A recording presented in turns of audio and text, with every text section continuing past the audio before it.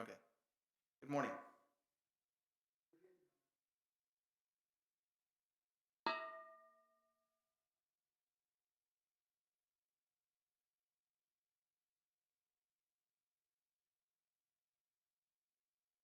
Good morning.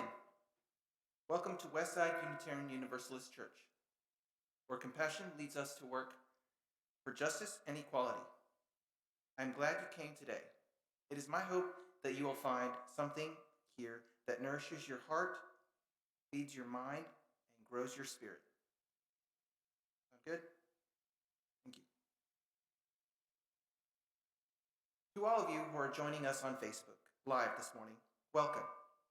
Keep an eye out for our weekly email for updates on all our ongoing reopenings, as well as how to access our service online each week. My name is Michael Munoz, and I am your worship associate this morning. Be you spiritual seeker, an atheist, or a theist, whether you find inspiration in the great books or the great outdoors or great conversations, all are welcome in our inclusive congregation. To newcomers and old friends, together we say, welcome. A special thanks to our volunteers and staff this morning, our AV team, Cindy Fountain, Jeff Rodriguez, and Sue Anderson, our Social Justice Chair, Cindy Fountain, as well as our Director of Lifespan Religious Education, Nikki Kennedy, pianist Yuki Kamumoto, and Sexton Jean McKeon, and our Office Administrator, Don McGee. As most of you are aware, our board made a tough but necessary decision to close in-person services for at least the month of January. Tarrant County is once again under extremely high-risk conditions for the spread of COVID-19. And while we miss gathering in person, we know this is the safest path forward. We will keep communicating with you about when we can reopen for in-person services. We will make announcements on Sunday mornings and send emails as we know more. The guest speaker in the pulpit today is Rev Mariela Perez Simons. Rev Mariela is an Arawak Afro-Indigenous ancestry from the Caribbean and currently lives in Grand Rapids, Michigan. She is an ordained religious naturalist, UU minister.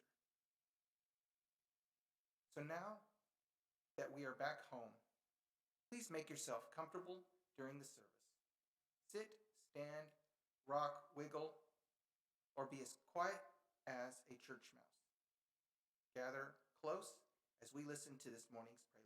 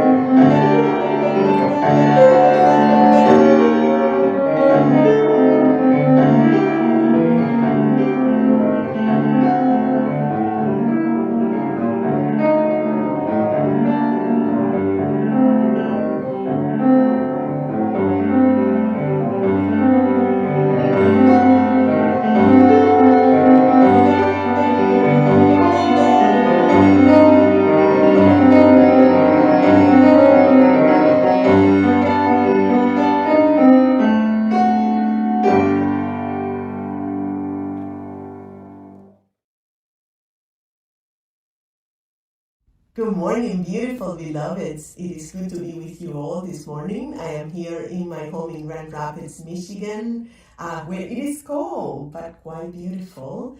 And it is also beautiful to be with you. Again, thank you for having me.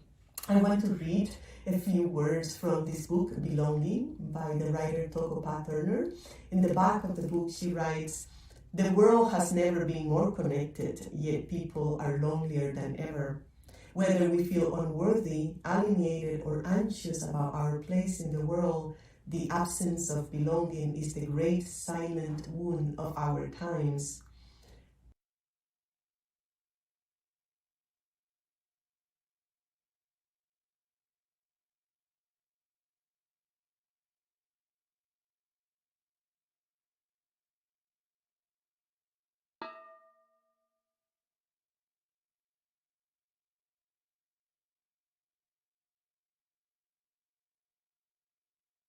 The Flaming Chalice is a symbol of both the heritage of our past and the light of hope within this church today.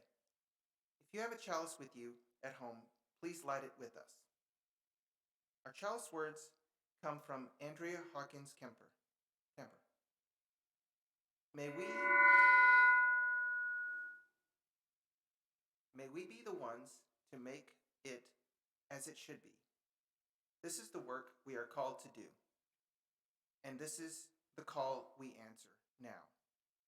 To be a people of intention and a people of conscience. There is always a light when we are ready to see it. There is always a light when we are ready to be it. To see the light, to be the light, to raise our eyes in the dark of night, to climb this hill. Together we will. There's always a light in the dark when we are ready to see it. There's always a light in the dark when we are ready to be it. To see the light, to be the light, to raise our eyes in the dark of night, to climb this hill. Together we will. There's always light. There's always light. There's always light. We are ready to see it. There's always light. There's always light. There's always light. We are ready to be it.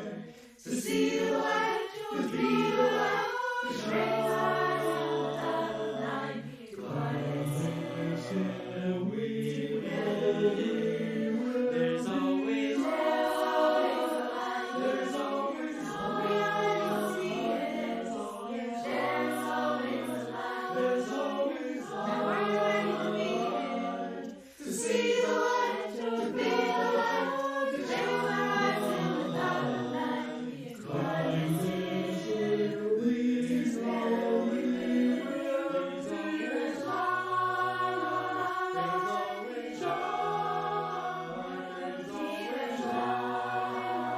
There's light. Be the light.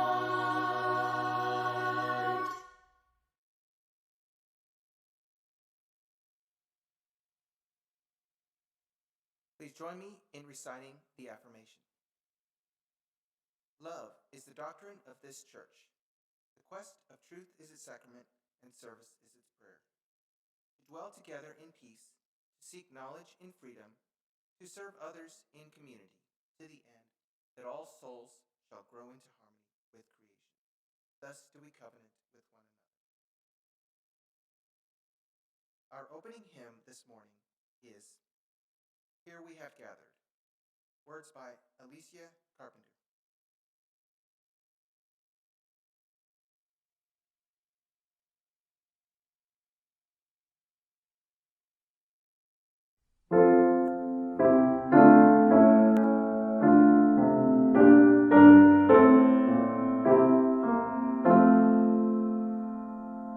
Here we have gathered, gathered side by side,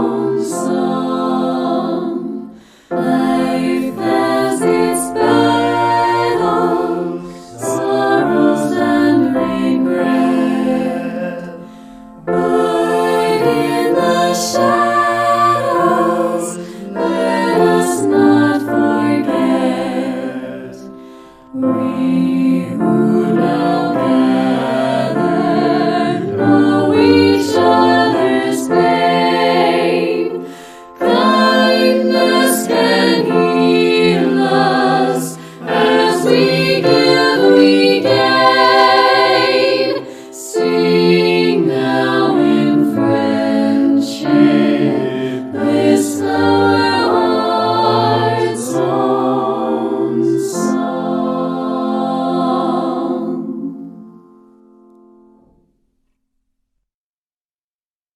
Our Time for All Ages will be presented today by Nikki Kennedy. Those who are young or young at heart are encouraged to join us. Greetings to you all from the Children's Library here at Westside.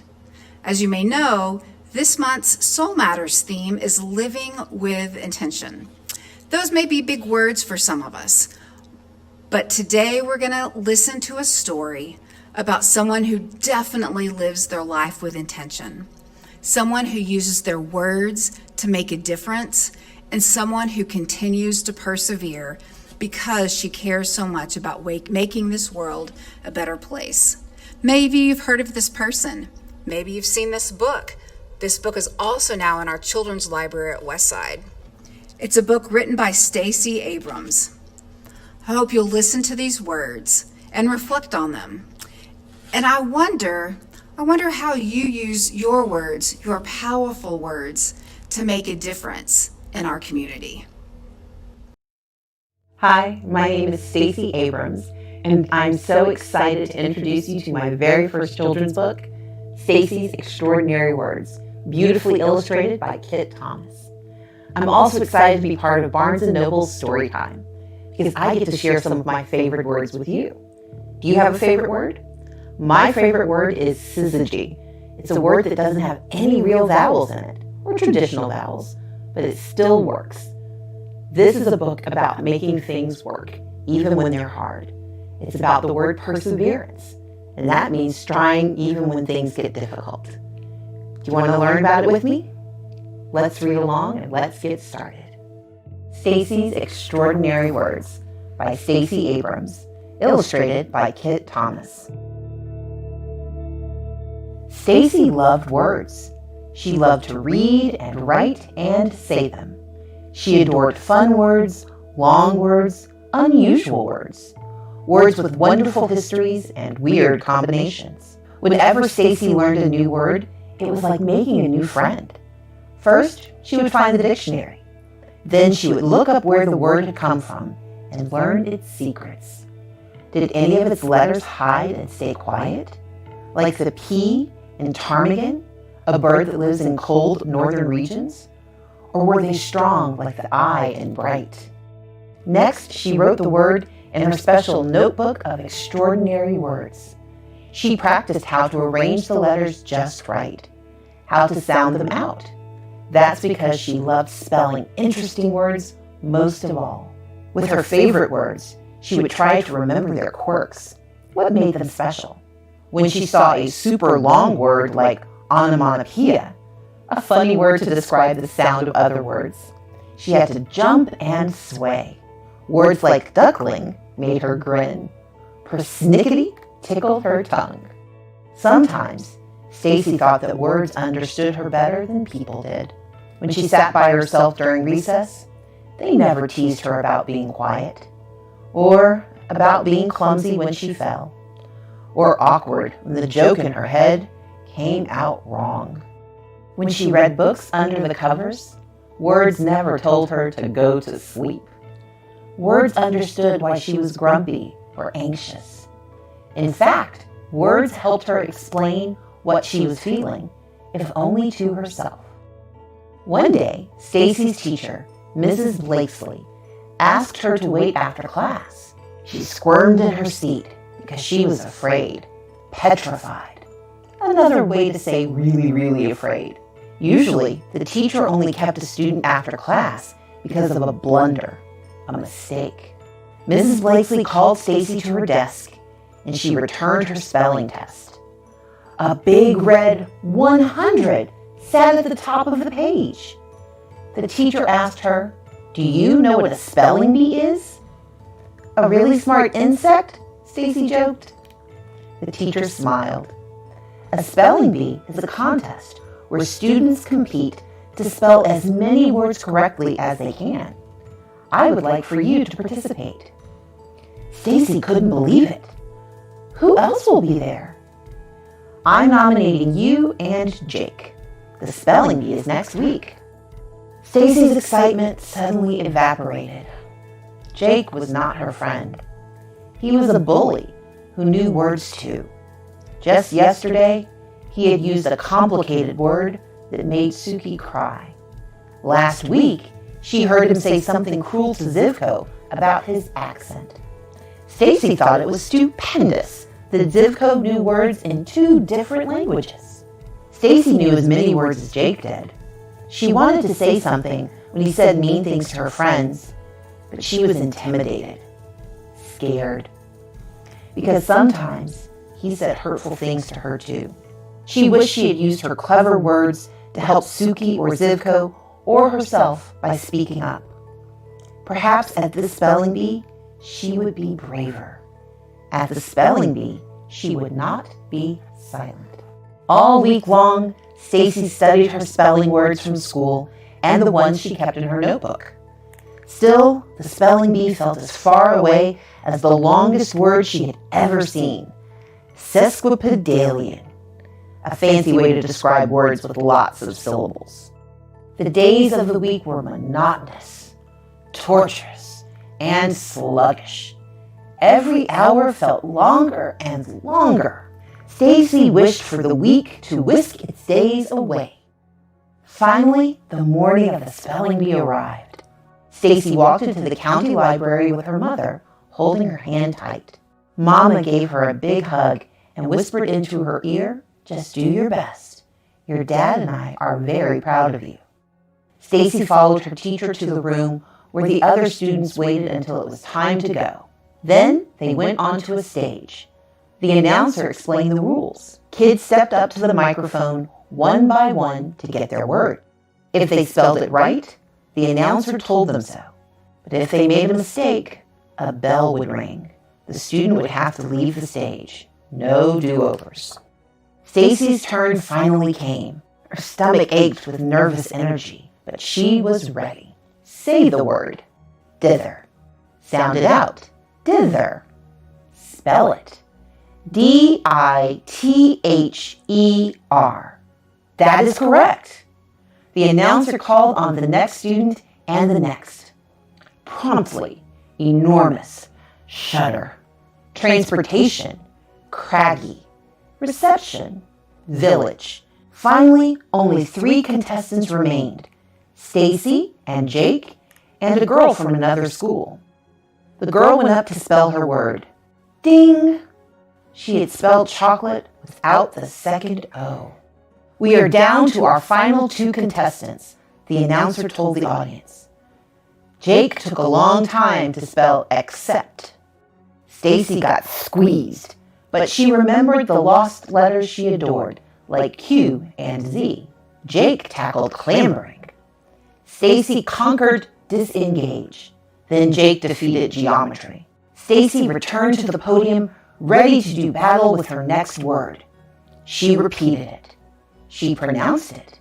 She spelled it. INSTANTANIOUS. Instantaneous. As she waited for the announcer, the bell dinged. I'm sorry, that is incorrect. The proper spelling is... Stacy couldn't hear the rest of what he said. Tears filled her eyes, but she stayed on stage like a good sport as Jake got his trophy and she received her 2nd place ribbon. Everyone congratulated Jake, and so did she. Good job! Jake laughed and rolled his eyes. At least I know the difference between I and E. Stacy felt embarrassed, but she refused to let Jake make her cry. Well, I misspelled my word, but I do know how to be courteous. You should try it. She turned away and went to find her mom. If today were like one of the stories Stacy loved most, she would have won. and Jake would have learned that words were a gift that shouldn't be used to hurt people. But things didn't always happen that way in real life. Sometimes change was harder, and it didn't happen right away. Stacy felt a hand brush at her cheek. It opened her fist and smoothed out the ribbon. Mama. She put a butterscotch candy on top, Stacy's favorite kind. You okay? I lost. But you came so far, nearly to the very end. Not far enough. I got the letter wrong. And I didn't win. I failed. You only fail if you stop, her mother reminded her. I know there's a word for that. You know it too. Stacy thought about one of her favorite words. Perseverance. Perseverance.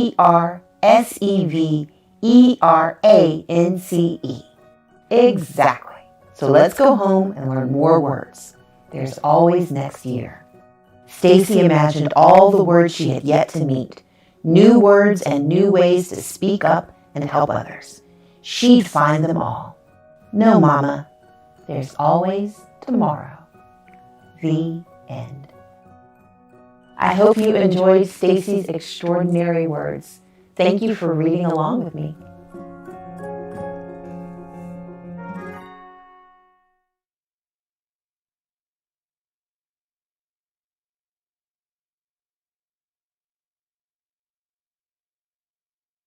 Good morning. I'm your pastoral care representative, Brenda McKeon. As we share our joys with others, those joys are multiplied.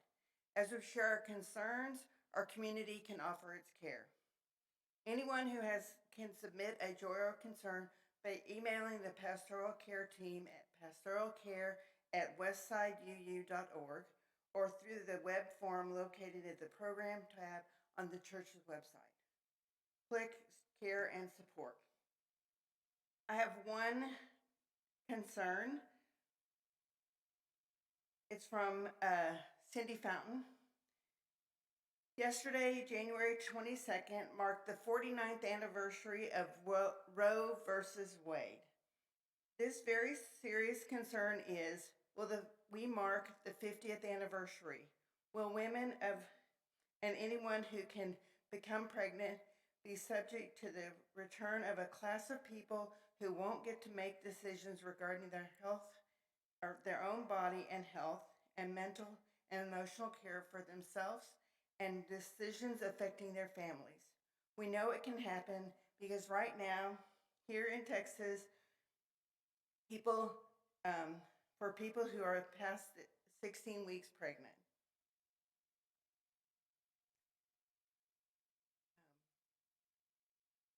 Sharing our joys and concerns brings the community closer. Please know that our pastoral care associates are available to assist you one-on-one in the ups and downs that life brings. We are here for you. Thank you.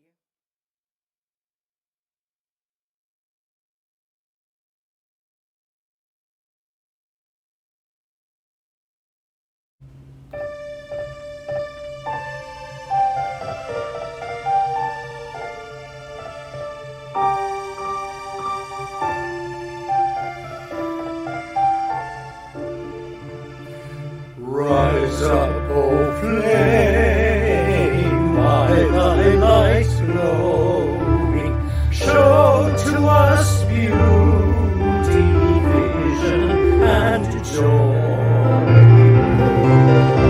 Rise up, O flame, by thy light glowing, show to us beauty, vision, and joy.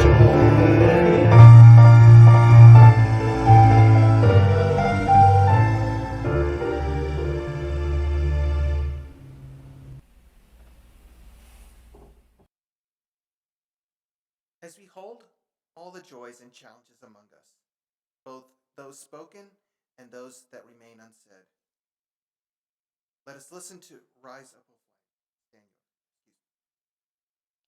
Daniel. Cindy Fountain will now lead us in our meditation of shared compassion.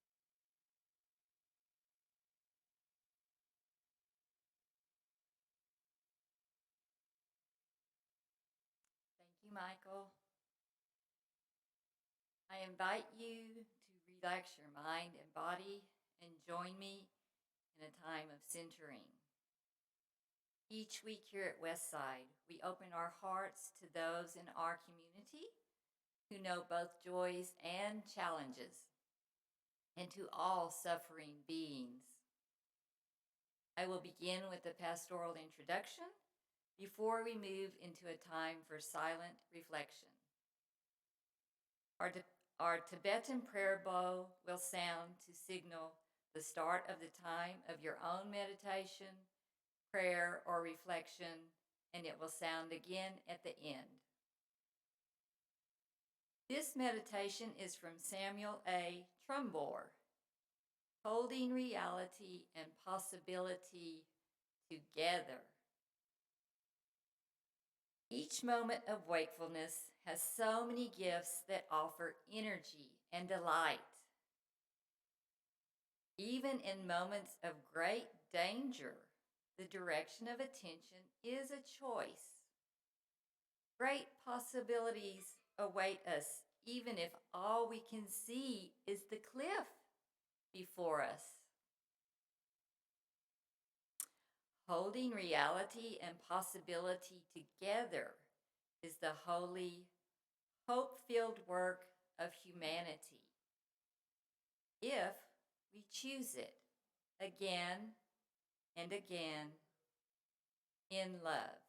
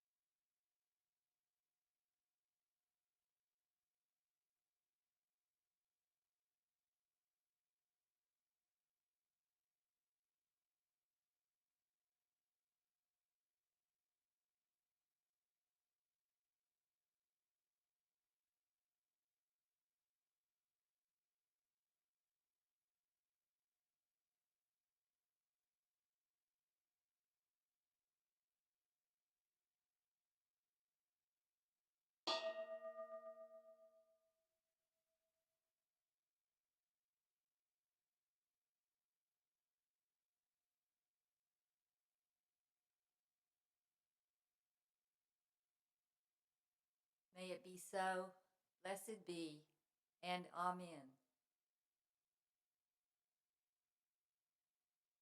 Now, let me tell you about the recipient of our plate offering today. You can give on the Vanco mobile app or our church website anytime. Just select the Sunday Plate Offering Fund, and you can also see about getting to the information from the comments section on Facebook. In the spirit of generosity, we reach out to our wider community. This month, we do that by donating 100% of our plate offering to Refugee Services of Texas. Guided by the principles of human compassion and dignity, Refugee Services of Texas welcomes refugees, immigrants, and other displaced peoples and supports them in integrating and thriving in their new communities.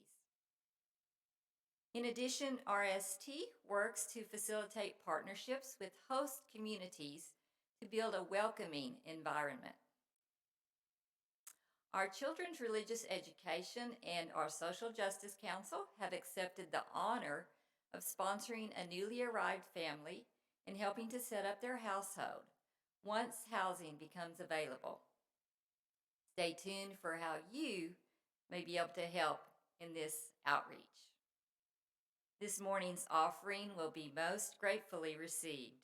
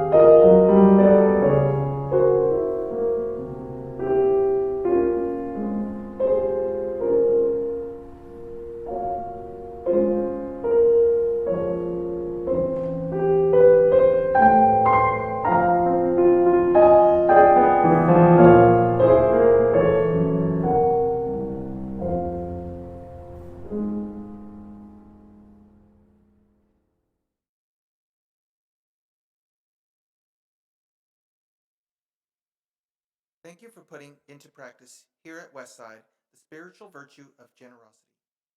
Our giving connects us further to the wider web of community.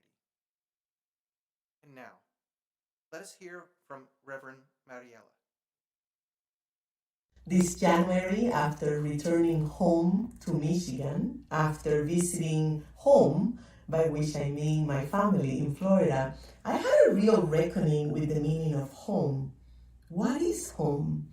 Where do we feel that sense of belongingness, that feeling of, I belong here, I belong here? As an immigrant in this land, as someone who comes from people from 3 different continents who experienced, some of them, dramatic displacement from their ancestral lands, I know this feeling quite well, this longing to belong. I have lived in over 20 homes in my life, and my current home in Michigan is the farthest away I have ever been from Cuba. Every move, every separation from a place where we lived is a small grief we carry, right? Because with each move or separation, we sever some form of connection, whether it's to family, friends, or community.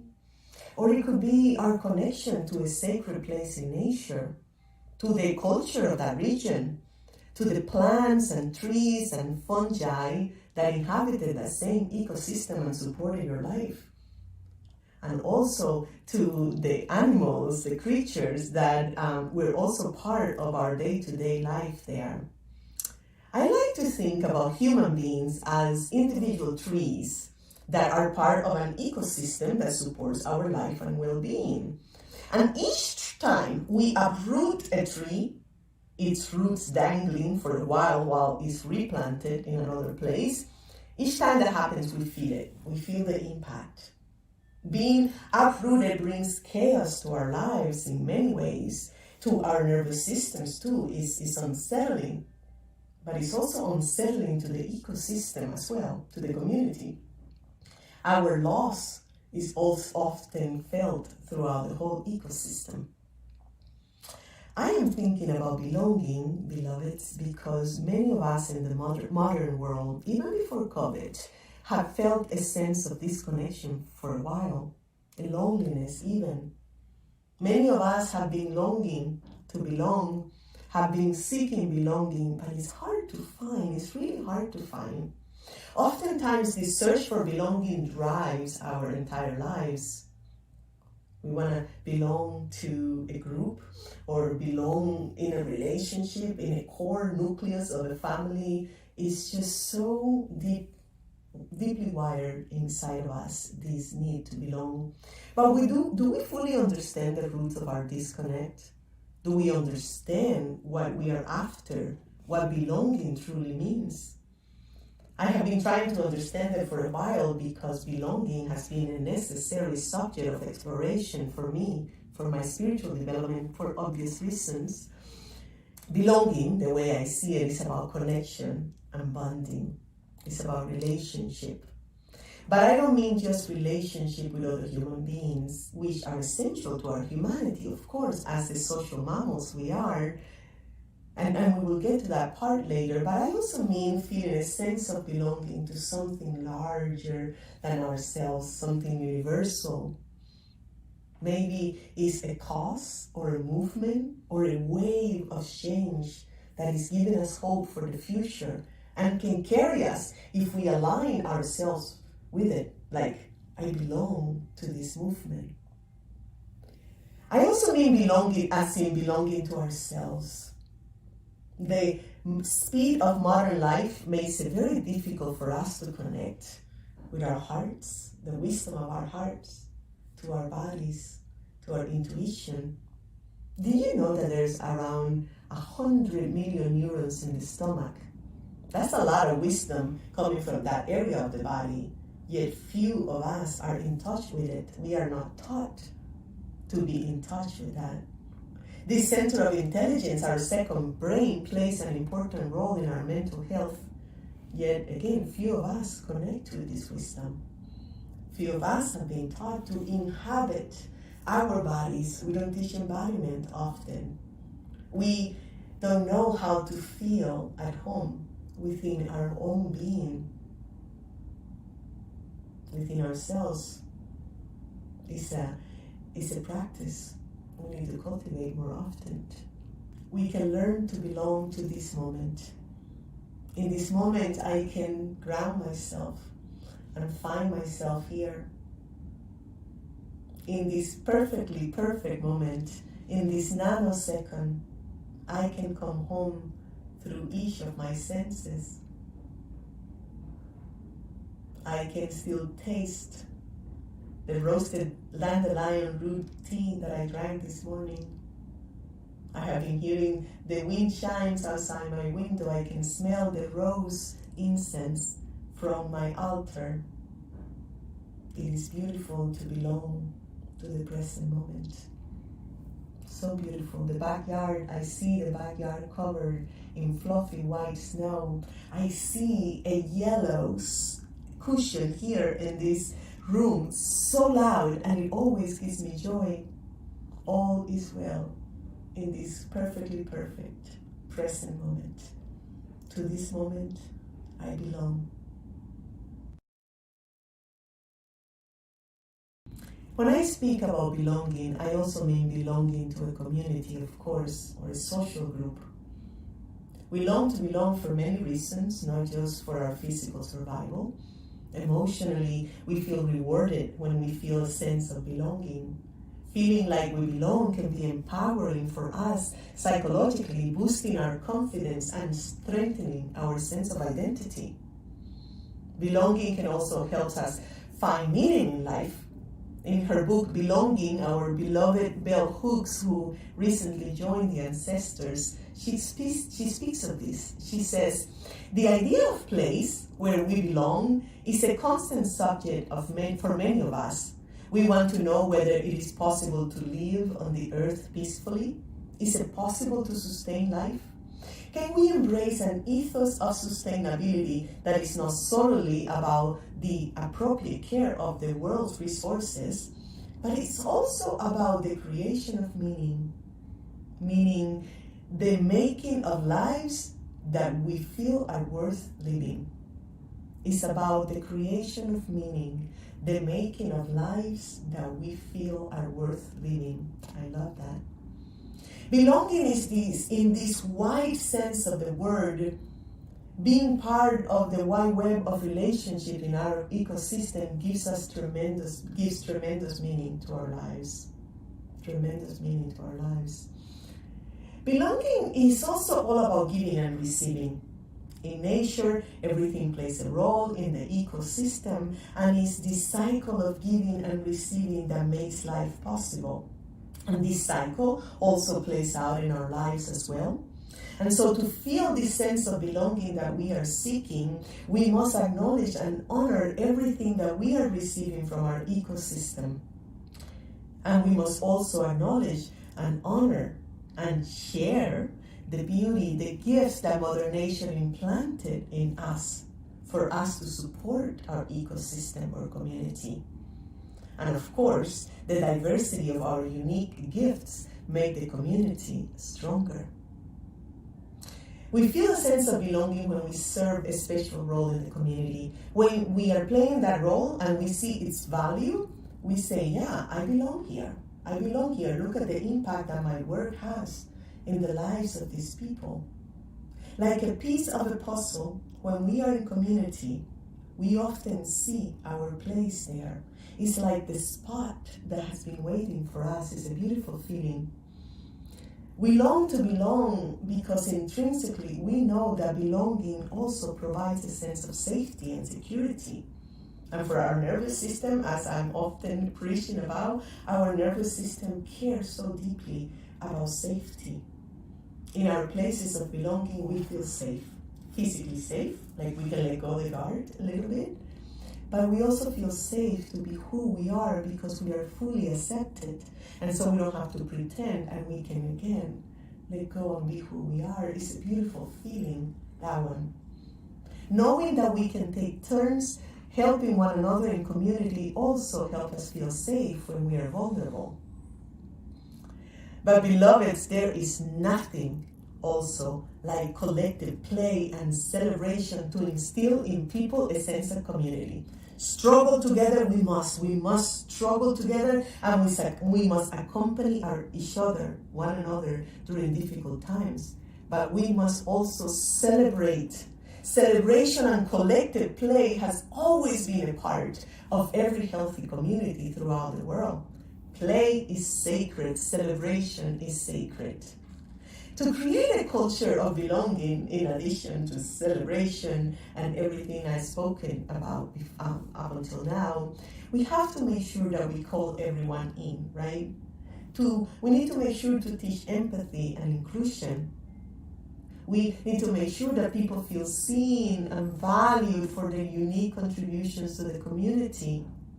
We need to be intentional about creating activities where people feel deeply connected to one another because we are longing so deeply for that level of deep connection among humans. And we also need to make sure that we offer support so that people don't feel so overwhelmed by the tasks that they're doing for the community. We also need to be clear about what our values are, the value of the community, what the purpose of the community is, so that people feel a sense of pride for being part of it, for contributing to the beautiful work of community. In general terms, belonging, from my interpretation, is about interbeing and interdependence in a very wide sense. When we recognize that the water in our teacup was once a cloud, as Thich Nhat Hanh puts it, when we contemplate on how the rays of the sun enter our bodies and become part of us, improving our mood and our health, when we seriously contemplate all of this, we see how there is no such thing as separation, only the illusion of it, although it feels real, very real, I know, I get it.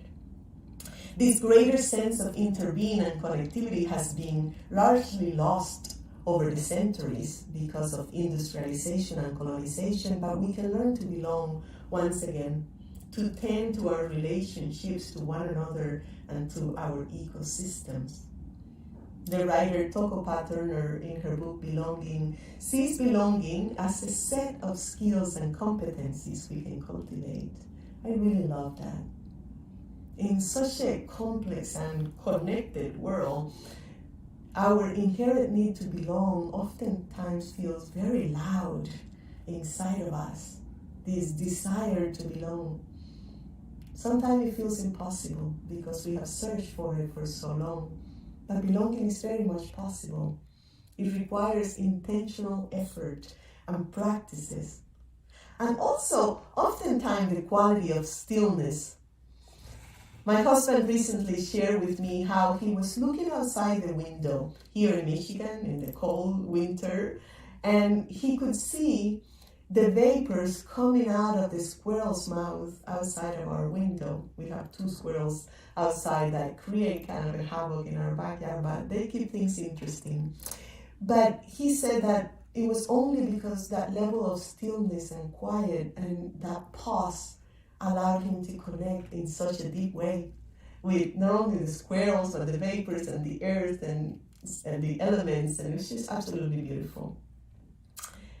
So, beloveds, what do we do about belonging? Again, in addition to cultivating this quality of stillness, in addition to cultivating communities of belonging, we could also make a list of what we need, of what our deep heart and soul desire to belong needs. So we can look into that. Here's what the author Bell Hooks says. She says, like many of my contemporaries, I have yearned to find my place in the world, to have a sense of homecoming, a sense of being wedded to a place. I love that. A sense of being wedded to a place. Searching for a place to belong, I make a list of what I need to create firm ground. I love how practical Bell Hook was. So, to create a list of what I need to create firm ground, to make a list of what I need to create firm ground. I love that. So, she then, in the book, lists the things she needs to feel deeply grounded. What do you need to feel belonging, to feel wedded to a place or a community? I'm thinking in particular, what do I need in a place to feel at home? And so I need nature. I need family and community, of course.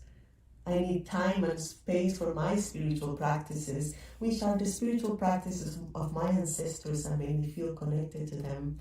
In many ways, I often say that home is where my spirituality is. I need sunlight. I need the sun. I need to also feel connected to the sacred elements. And I need to serve a role, a purpose in my community, to feel that what I give is of value, that what I give, that my gifts serve a role in the community. It's like medicine that we bring to share with the world, and it's an inherent feeling inside of us, this desire, an inherent desire to give of ourselves, to play a role in the ecosystem. And so that's what I need. But I want to ask you, what do you need to feel that sense of being wedded to a place, of belonging to a place? When I look back at the 23 homes I have lived in, while the separation from each of them have brought some level of sadness in my heart, the expansiveness of the territory I have traveled, the people I have met and loved deeply, the cultures I have experienced, the foods I have eaten, the diversity of the ecosystems I have encountered, the languages I have learned, they are all a part of me now because of interbeing, because I belong to them and they belong to me in my heart in many ways, always and forever. And so as I close today, I want to invite you all to think of the places you have lived, of the people you have met, of the cultures you have experienced that are still a part of you. I want to invite you to make that list of what you need to feel a sense of belonging. I want to invite you to contemplate on what you bring to give to the community, to the ecosystem. I want to This January, after returning home to Michigan, after visiting home, by which I mean my family in Florida, I had a real reckoning with the meaning of home. What is home? Where do we feel that sense of belongingness, that feeling of, I belong here, I belong here? As an immigrant in this land, as someone who comes from people from 3 different continents who experienced, some of them, dramatic displacement from their ancestral lands, I know this feeling quite well, this longing to belong. I have lived in over 20 homes in my life, and my current home in Michigan is the farthest away I have ever been from Cuba. Every move, every separation from a place where we lived is a small grief we carry, right? Because with each move or separation, we sever some form of connection, whether it's to family, friends, or community. Or it could be our connection to a sacred place in nature, to the culture of that region, to the plants and trees and fungi that inhabited that same ecosystem and supported your life. And also to the animals, the creatures that were also part of our day-to-day life there. I like to think about human beings as individual trees that are part of an ecosystem that supports our life and well-being. And each time we uproot a tree, its roots dangling for a while it's replanted in another place, each time that happens, we feel it. We feel the impact. Being uprooted brings chaos to our lives in many ways, to our nervous systems too. It's unsettling, but it's also unsettling to the ecosystem as well, to the community. Our loss is also often felt throughout the whole ecosystem. I am thinking about belonging, beloveds, because many of us in the modern world, even before COVID, have felt a sense of disconnection for a while, a loneliness even. Many of us have been longing to belong, have been seeking belonging, but it's hard to find, it's really hard to find. Oftentimes, this search for belonging drives our entire lives. We want to belong to a group or belong in a relationship, in a core nucleus of a family. It's just so deeply wired inside of us, this need to belong. But do we fully understand the roots of our disconnect? Do we understand what we are after?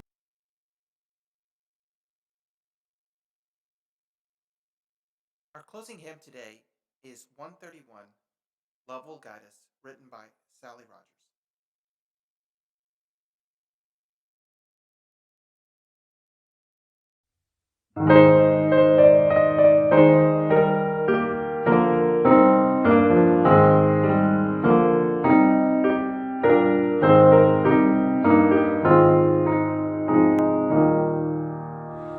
Wake now my senses and hear the earth call. Feel the deep power of being in awe. Keep with the web of creation your vow, giving, receiving as love shows us how. Wake now my reason, reach out to the new. Join with each pilgrim who quests for the true. Honor the beauty and wisdom of time. Suffer thy limit and praise the sublime. Wake now, compassion, give heed to the cry. Voices of suffering fill the wide sky. Take as your neighbor both stranger and friend, praying and striving their hardship to end. Wake now my conscience.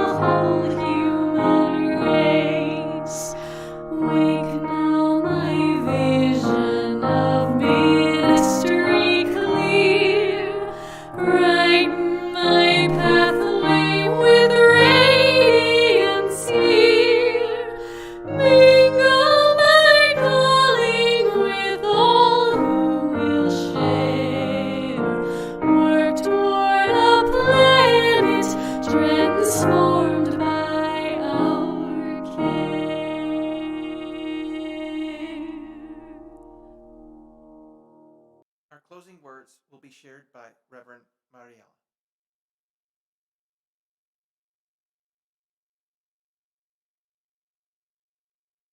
Beloveds, as we close the service and we'll go our separate ways, may you remember that we belong to one another. May you remember that we belong to one another. I also want to close with a blessing from John O'Donohue. It's titled, To Come Home to Yourself. Anytime during the week when you find yourself alone, may you remember to come home to yourself. He says, may all that is forgiven in you be released. May all that is unforgiven in you be released. May your fears yield their deepest tranquilities. May all that is unlived in you blossom into a future graced with love. May all that is unlived in you blossom into a future graced with love. May it be so. It's been such a beautiful pleasure to be with you this morning. Thank you for having me.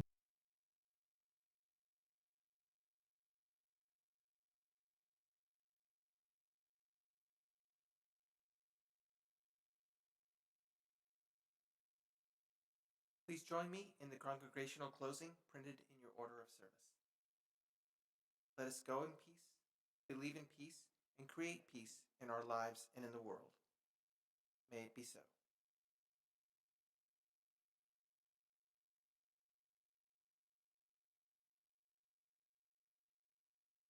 And that ends our formal service. But we have another opportunity to be in community with one another. We will have a Zoom breakout rooms